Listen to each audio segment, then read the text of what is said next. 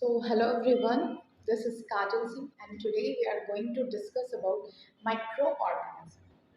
So, around you there are many microorganisms that you can't see with your naked eyes. You can only see them from the microscope. That's why it is called microscopic organism as well as and you cannot see with your naked eyes even however they are present around you in large numbers. So that's why it is called microorganism as well as microbes. Okay.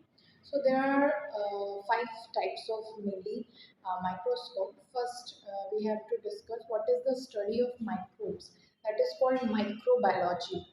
And who study this, that scientist is known as microbiologist. Okay. So now we know one by one how many types of microorganisms. First is algae. Okay. Singular called alga, protozoans.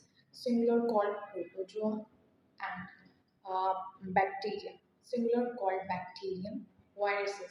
Singular called virus. Okay. So now we move forward.